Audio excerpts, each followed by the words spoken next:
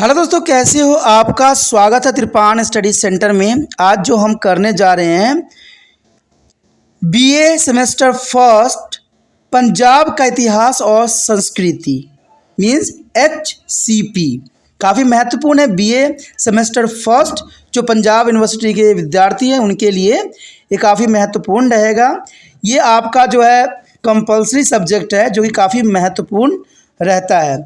आज जो हम करेंगे SCP के अंतर्गत चैप्टर जो हमारे समक्ष आया है हड़प्पा काल, आरंभिक एवं उत्तर वैदिक काल में महिलाओं की स्थिति। देखिए ये क्वेश्चन काफ़ी महत्वपूर्ण रहता है। इस पे हम प्रकाश डालेंगे, हर एक पहलू पर, हर एक बात पे जो है विस्तार पूर्वक चर्चा करेंगे और जानेंगे हर एक बात को जो आपके लिए महत्वपूर्ण रहेगा। उत्तर वैदिक काल में महिलाओं की स्थिति, जैसे कि आपको पता लग ही गया होगा कि महिलाओं की स्थिति कैसी रही होगी उत्तर वैदिक काल में। ये काल काफ़ी महिलाओं के लिए कहते हैं बहुत ही बुरा काल था जिसको आप समझ नहीं सकते। इसमें महिलाओं की दशा बहुत ही दयनीय थी। कहते हैं, आपने एक लाइन भी सुनी होगी जो कि काफ़ी महत्वपूर्ण था।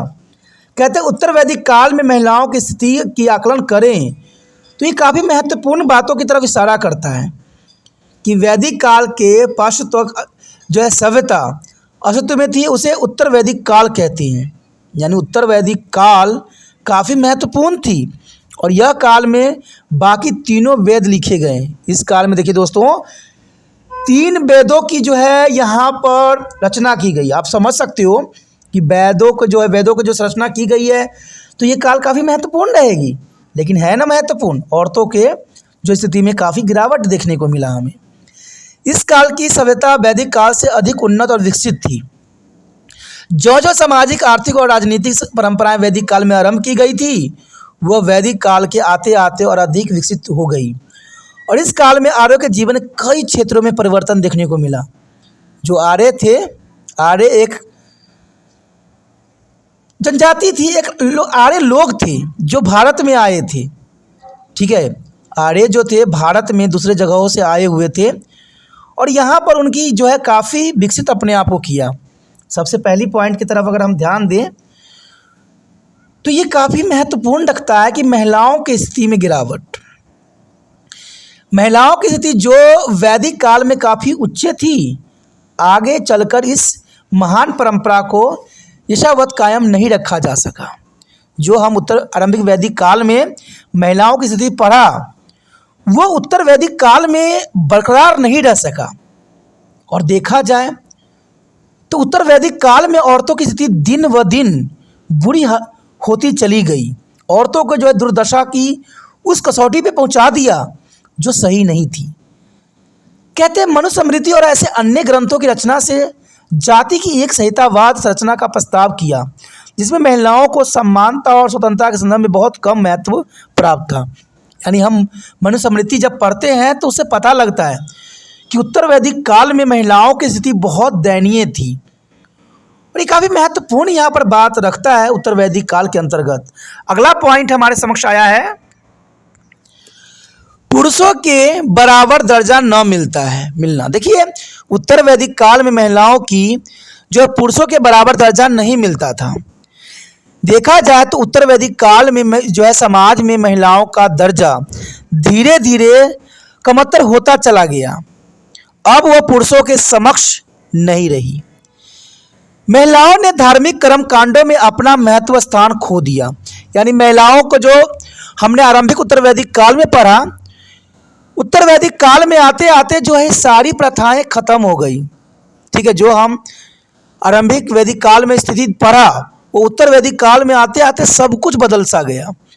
महिलाओं को जो आरंभिक वैदिक काल में दर्जा दी गई थी उत्तर वैदिक काल में सभी जो है छीन ली गई। यानी देखा जाए तो दर्जा कमजोर होता चला गया। अब वो पुरुषों के समक्ष नहीं रहती थी। महिलाओं ने धार्मिक कर्म कांडों में अपना महत्वपूर्ण स्थान भी खो दिया था और महिलाओं का राजनीतिक गतिविधियों में भाग लेना भी प्रतिबंधित कर दिया गया था। यानी महिलाएं राजनीतिक गतिविधियों में भी भाग नहीं ले सकती थी। समाज में महिलाओं की स्थिति में गिरावट का कारण लड़कियों में प्रवृत्ता को मिलनता का संबंधित करना माना गया। यानी देखा जाए तो लड़कियों को थोड़ा सा एडवांस हो जाना इसका सबसे बड़ा कारण बना। देखिए बात यहाँ पर इतना सी आती है कि अगर कोई स्त्री समाज में गलत करती है तो इसका प्रभाव हर एक स्त्री पर देखने को मिलता है। मान लीजिए आधुनिक युग में समाज में कोई लड़कियां गलत कदम उठाती है तो माता पिता ये भी सोचने लग जाता है कि हमारे बच्चे भी ऐसे कार्य कर जाएंगे। ये बहुत बड़ी दुर्भाग्यपूर्ण स्थिति है। कहते हैं एक की गलती की सजा सबको मिलती है। ऐसा ही यहाँ पर हुआ कि कुछ महिलाओं के कारण, कुछ लड़कियों के कारण प्रवक्ता में मलिनता का संबंधित माना जाता है कि उनकी मलिनता के कारण जो है पुरुषों ने स्त्रियों का समाज में जो है हर तरह के कर्मकांडों में जो है प्रतिबंधित कर दिया। मैत्री यानी संहिता के अनुसार औरत, शराब एवं जुआ के तीनों समान रूप निंदनीय हो गए। जैसे औरत, शराब, जुआ ये तीनों निंदनीय हो गए। इसका अर्थ दोस्तों यही होता है, जैसे आप शराब को गंदा मानते हो, जुआ को गंदा मानते हो, इस समय में औरतों भी गंदा मानने जाने लग गया। यानी इन तीनों चीज़ों को जो है निंदनीय माने जाने लग गया। और ये सब सिर्फ एक औरतों के कारण हुआ।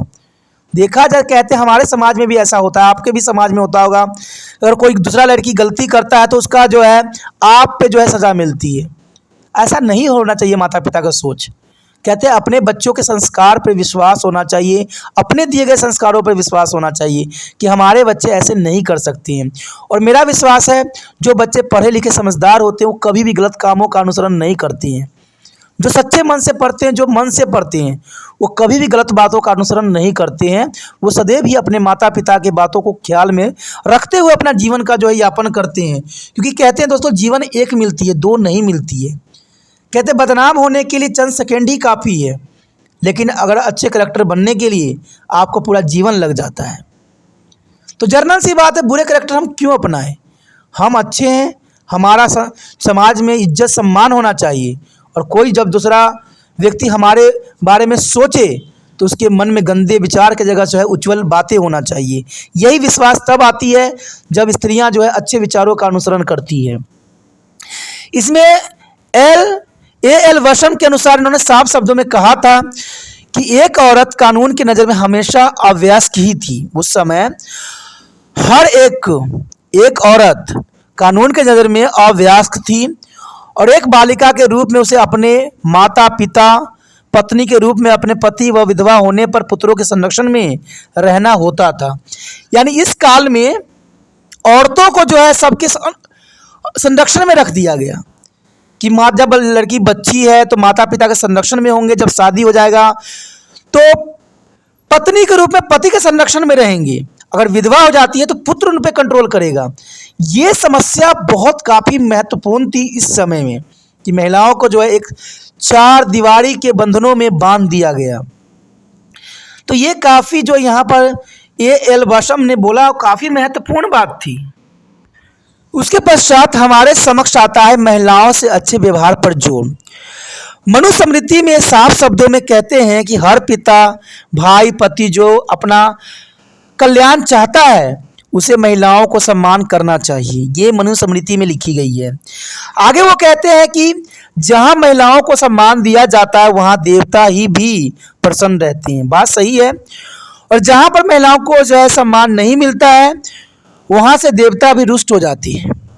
तो मनुस्मृति की जो बातें लाइन लिखी गई है कई मायने में काफ़ी महत्वपूर्ण है कि हर पिता, भाई, पति जो अपना कल्याण चाहता है उसे महिलाओं को सम्मान करना चाहिए। जहाँ महिलाओं को सम्मान दिया जाता है वहाँ देवता प्रसन्न होते हैं और जहाँ महिलाओं का सम्मान नहीं होता है वहाँ पर देवता भी रुष्ट हो जाती हैं। इस बात पे मनु ने साफ शब्दों में जोर भी दिया और बताया भी कि जिस परिवार में महिलाओं को दुख दिया जाता है वह परिवार विनष्ट हो जाता है, यानी ख़त्म हो जाता है। क्योंकि महिलाएं की आंसू कहते हैं बहुत ही दर्दों को बयां करते हैं, लेकिन क्या करें। इसके विपरीत जिन परिवारों में महिलाओं को सम्मान प्राप्त होता है वह हमेशा ही खुशहाली रहती है, वहाँ पर हमेशा ही सत्य का वास होता है। वो आगे कहते हैं कि प्रत्येक व्यक्तियों को अपने घर परिवार में नारियों को साथ शांति एवं सम्मानपूर्ण व्यवहार करना चाहिए। उनका कहना है कि प्रत्येक परिवार को अपनी पुत्री के साथ पूरी कोमलता विनम्रता एवं आदर का व्यवहार करना चाहिए, मानो वो संसार की सबसे उच्चतम सम्माननीय महत्वपूर्ण व्यक्ति हो।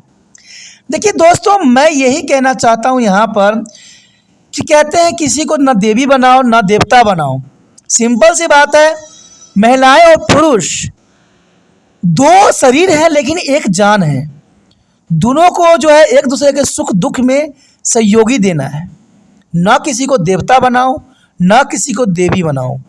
कहते हैं औरतों को सम्मान करो जैसे औरतें आपका सम्मान करती है, तभी जो है कहते हैं गृहस्थी रूपी जीवन जो है सुचारू रूप से और अच्छे से चल सकता है। यही बात मनुस्मृति में जो है मनु ने साफ शब्दों में कहा था।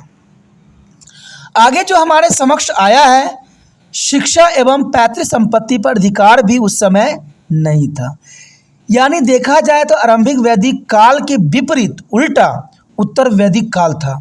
जो सुविधाएं हमें आरंभिक वैदिक काल में देखने को मिला, उसके उलट ही उत्तर वैदिक काल में देखने को मिलता है। यहाँ पर शिक्षा व मैत्री संपत्ति पर अधिकार बिल्कुल नहीं था, लेकिन आरंभिक वैदिक काल में सब चीज़ों की व्यवस्था दी गई थी। उत्तर वैदिक काल में वेदों की जो है शिक्षा महिलाओं के लिए मद कर दी गई, यानी महिलाओं के लिए देखा जाए तो बहुत ही कम कर दिया गया। महिलाओं को उपनयन संस्कार से भी वंचित कर दिया गया। अब सोचिएगा उपनयन संस्कार क्या होता है।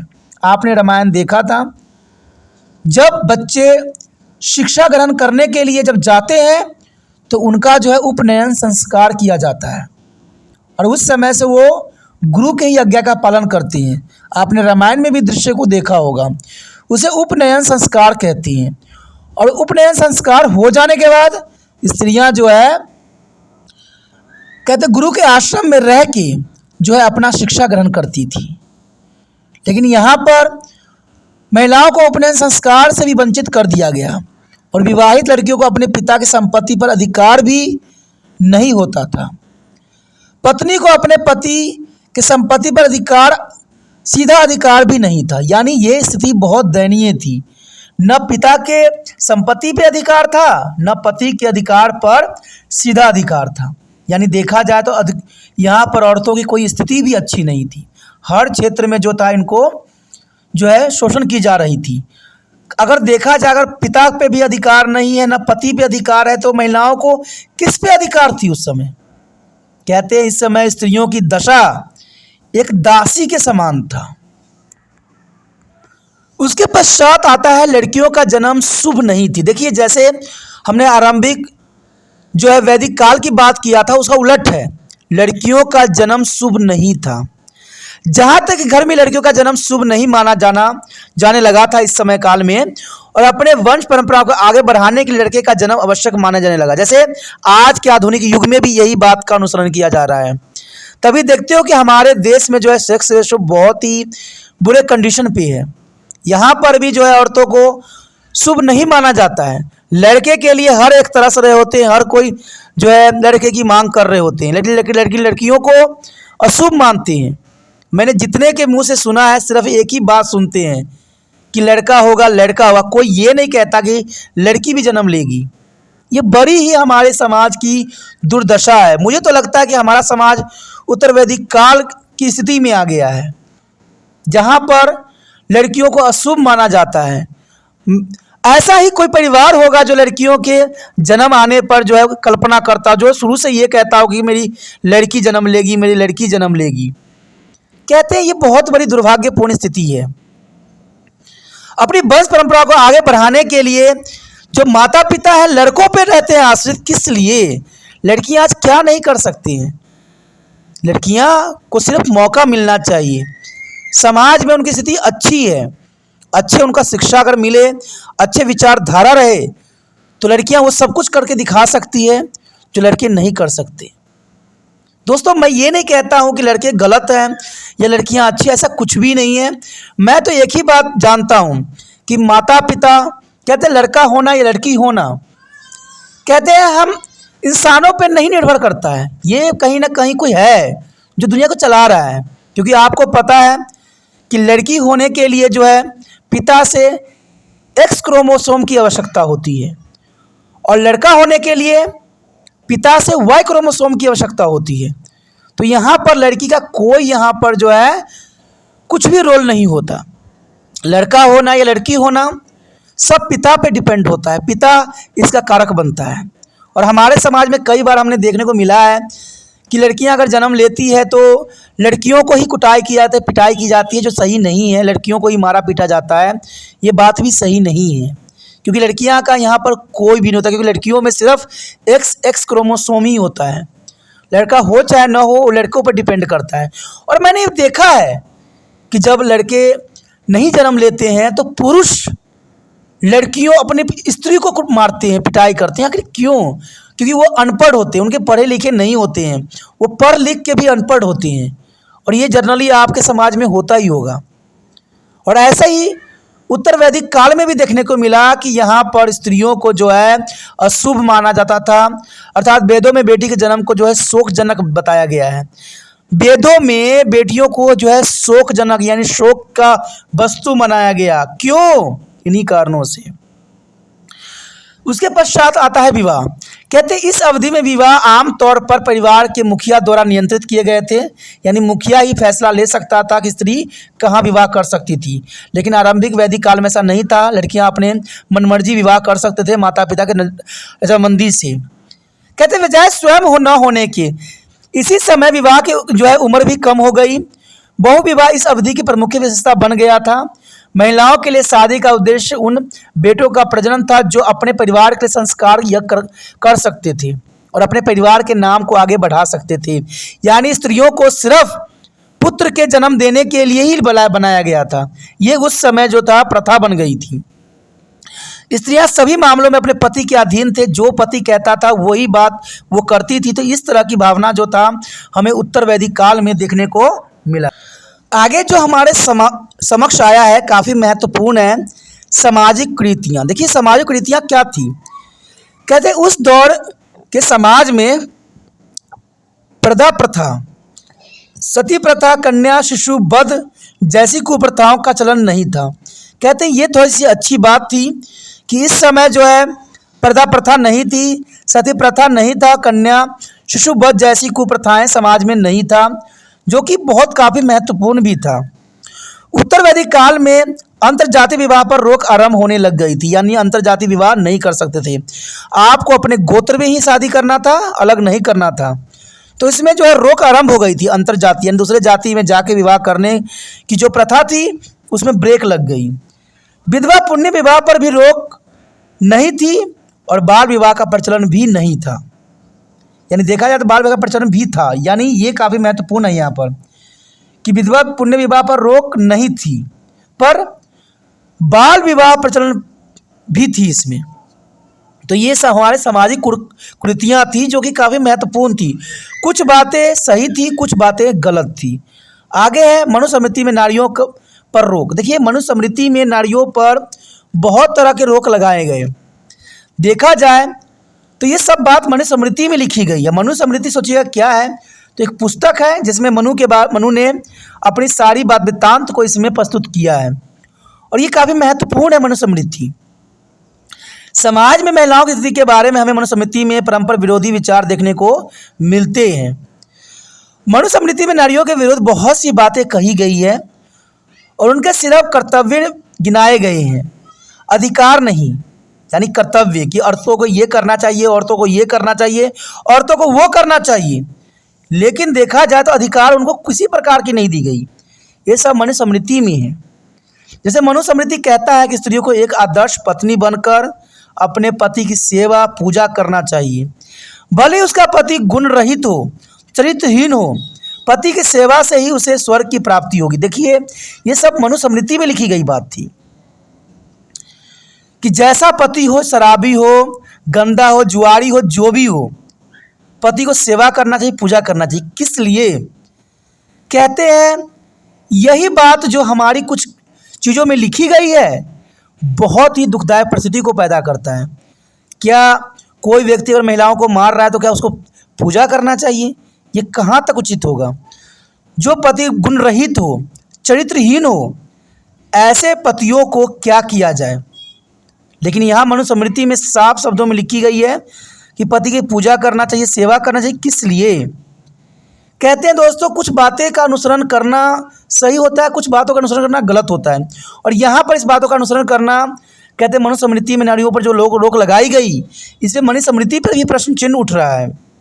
क्योंकि कहते हैं जो बातें लिखी जाती है हमेशा आदर्शमय लिखी जाती है। कहते हैं पतियों के लिए आप सेवा कीजिए, पूजा कीजिए, और पति जो है आप पर लाठी डंडा बरसाए, ये कदाचित उचित नहीं है। कहते हैं अगर पुरुष स्त्री दो शरीर होते हुए भी एक अंग है, तो ऐसा नहीं होना चाहिए। जो अधिकार पुरुष को वही अधिकार स्त्रियों को भी मिलना चाहिए, भले ही उसका गुण जैसा भी हो। ऐसा प्रतीत होता है कि मनु का औरतों के बारे में विचार कुछ अच्छा नहीं था, लेकिन देखा जाए तो मनु जिन्होंने पुस्तक लिखी थी उनको औरतों के बारे में अच्छा विचारधारा नहीं था। वो औरतों से नफरत करते थे या औरतों को जो है विलासिता के वस्तु समझते थे। मनुस्मृति कहते हैं कि हमें महिलाओं पर निगाह रखनी चाहिए ताकि वह गलत दिशा की ओर न झुक जाए। वाह, कितनी अच्छी बात यहाँ बताई गई कि औरतों के प्रति जो है उनको निगाहें रखना चाहिए कि औरतें कहाँ जा रही है, क्या कर रही है। इससे पता लगता है कि मनु की जो औरतों के प्रति बहुत ही चिंताजनक विचारधारा थी, क्योंकि औरतों का निगरानी करना, औरतों को जो है जांच परख करना, ये कहाँ तक उचित था। इसमें मनुस्मृति कैसी बातों का अनुसरण किया गया, यानी मनु का जो है औरतों के प्रति विचार बिल्कुल ही अच्छा नहीं था, क्योंकि गलत दिशा की ओर न झुक जाए। चाहे पुरुष जो भी कर्म कर ले, कुछ नहीं, औरतों को जो है वो हमेशा पवित्र और पुण्य देखना चाहते थे। यानी औरतों को यहाँ पर मनु जो है स्वच्छ और पवित्र देखना चाहते थे, चाहे पुरुष जो मर्जी कर ले। ये हमारे आज की भी धारणा है। आप अपने माता पिता बुजुर्गों से बात सुने ही होगी कि जब कोई पूजा करने का बात आता है और पुरुष नहा भी नहीं रखा होता है, तो क्या कहते हैं घर के बुजुर्ग लोग कि पुरुष तो पवित्र होते हैं, हमेशा पवित्र होते हैं, स्त्रियां पवित्र नहीं होती है। शायद मनुस्मृति में भी मनु ने जो बात लिखी थी इन्हीं बातों का अनुसरण किया था। लग तो ऐसा ही रहा है कि गलत दिशा की ओर न झुक जाए, अन्यथा वह परिवार के लिए दुख का कारण बन जाती है। देखिए, इस एक बात तो सच्चाई यहाँ पर है कि हम कहते दूसरे जो स्त्रियों के बारे में बहुत कुछ सोच लेते हैं, लेकिन जब अपने बारे में पड़ता है तो हम तिलमिला से जाते हैं। शायद यही बात यहाँ पर मनु बताना चाहते हैं कि परिवार के दुख का कारण बन जाती है। यानी स्त्रियाँ अगर गलत कदम उठाती है तो आपको पता ही है पूरे घर को जो है तहस नहस हो जाता है। शायद इसी कारण कहा हो, लेकिन यहाँ पर मनु ने इस बात का अनुसरण नहीं करवाया कि अगर औरतों को अगर हम सही शिक्षा दे, बेटियों को अगर अच्छा शिक्षा दे, सही ज्ञान दे, सही मार्गदर्शन दे, तो कभी भी आपका सर नीचा नहीं कर सकती है। कहते हैं हमारे समाज में पुरुषों की नज़र गलत है। स्त्रियां कभी भी जो है अपने आप को नहीं सौंपती है, पुरुषों उनको मजबूर कर देते हैं, विवश कर देते हैं, तब वो जाके गलत कदम उठाने लग जाते हैं।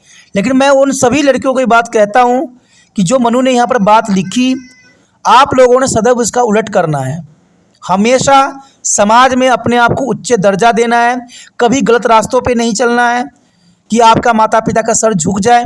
क्योंकि माता पिता जब आपको इतनी तरह की आज़ादी देते हैं, इतनी तरह के आपको सुख सुविधाएं देते हैं, तो आपको जो है माता पिता कभी भी सर झुकना नहीं चाहिए, यही विचारधारा होना चाहिए।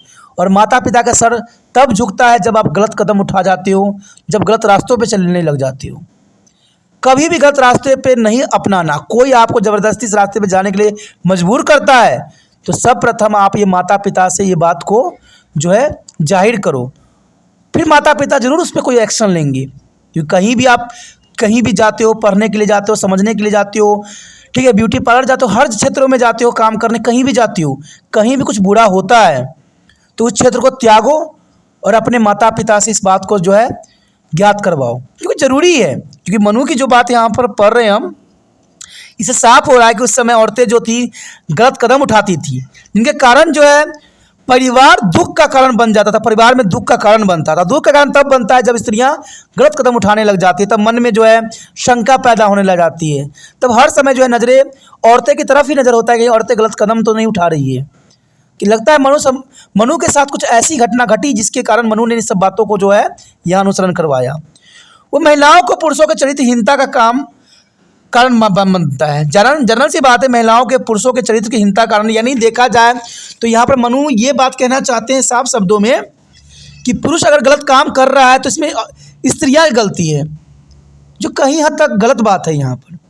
लेकिन कहते हैं हम इसमें कुछ भी नहीं कह सकते, क्योंकि मैं एक बात जानता हूँ, जो स्त्रियाँ स्वयं को जो है सभी चीज़ों से अलग रखती है वही हमेशा कामयाब भी होती है। उसके पश्चात देखा जाए तो इसलिए महिलाओं का ज़्यादा स्वतंत्र देने के खिलाफ नज़र आ रहे होंगे। इसके अनुसार अगर औरत पवित्र है तो उसकी वजह यही है कि उसे सही वक्त और मौके पर जो है सही पुरुष नहीं मिला, इसलिए वह उसे प्रमदा और लोभकारी कहता है। इसलिए उसके अनुसार औरत को बचपन में ही अपने पिता के अधीन, जवानी में पति के अधीन और उसकी जो है मृत्यु उपरांत अपने बेटे के अधीन रहना चाहिए। ये मनु ने साफ शब्दों में कहा था कि औरतों को बचपन में अपने पिता के अधीन होना चाहिए, जवानी में पति के अधीन और मृत्यु उपरांत बेटों के अधीन होना चाहिए। हालांकि इन सब बातों को विपरीत यह तथ्य है कि वैदिक काल के बाद का महाकाल महिलाओं की स्वतंत्रता के इतिहास का स्वर्ण युग रहा है, क्योंकि जैसे ये उत्तर वैदिक काल खत्म हुआ उसके बाद जो महाकाव्य काल आई उसमें महिलाओं को स्वर्ण युग के रूप में देखा गया। कहते हैं रामायण महाभारत काल में समाज में उन्हें काफ़ी इज्जत मिली थी और अधिकांश महिलाएं उच्च शिक्षा प्राप्त करती थी। इसी तरह गर्गी और मैत्रेयी वैदिक काल में महान जो है विषु महिलाएं हुई। देखिए दोस्तों, ये जो क्वेश्चन आया है गर्गी और मैत्रेयी, वो काफ़ी महत्वपूर्ण है। आपसे क्वेश्चन पूछा जा सकता है कि वैदिक काल में कौन महाविश्वदी महिलाएं थी, कौन थी, तो ये क्वेश्चन हमेशा एग्जाम में आता है। इसको नोट जरूर कर लेना कि इसमें जो है विदुषी महिलाएं जो थी गार्गी और मैत्रेयी थी। कहते रामायण काल जो है आदर्श हिंदू महिलाओं के बारे में प्रकाश डालता है।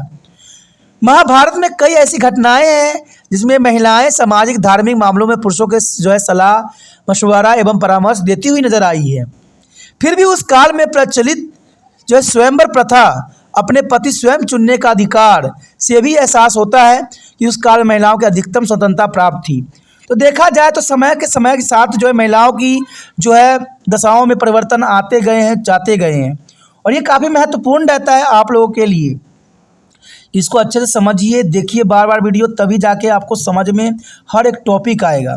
और बहुत ही आसान तरीके से तिरपान स्टडी सेंटर ने आपको समझाने की कोशिश किया है। मुझे विश्वास है अगर एक बार वीडियो अच्छे से आप देख लेते हो एकांत में रह के, तो आपको सारी बातें जो है बेखूबी समझ में आ जाता है। ठीक है, अगर आपको वीडियो समझ में आई, अच्छा लगा, अगर दिल से तिरपान स्टडी सेंटर का सहायता करना चाहते हो, मदद करने की भावना है, तो ये वीडियो हर एक बच्चे तक पहुंचना चाहिए। ये आपको भी प्रण लेना है और इसके लिए आपको कुछ नहीं करना है, ना तो किसी बच्चे के सामने प्रचार करना है, न एडवर्टाइजमेंट करनी है। आपने छोटी सी कदम उठानी है कि यूट्यूब से लिंक को कॉपी करके व्हाट्सएप स्टेटस पे लगा देना है। अगर आप वीडियो इसी प्रकार देखना चाहते हो और भी चैप्टरों को देखना चाहते हो तो जर्नल सी बात है, इसके लिए आपको नोटिफिकेशन भी मिलना चाहिए। और नोटिफिकेशन तब मिलेगा जब चैनल को सब्सक्राइब कीजिएगा। जहां से आप यूट्यूब पे देख रहे हो वीडियो, वहां पर रेड सब्सक्राइब दिख रहा है, उसको दबा दीजिए। इससे ये होगा कि आप तिरपान स्टडी सेंटर के साथ जुड़ जाइएगा। जो भी वीडियो आपके समक्ष आएगा उसको देख सकिएगा, समझ सकिएगा और एग्जाम में अच्छे अंक प्राप्त कर सकिएगा। तो सोचना नहीं दोस्तों, विचार नहीं करना है, चैनल को सब्सक्राइब करके अपने मोबाइल में सेव करना।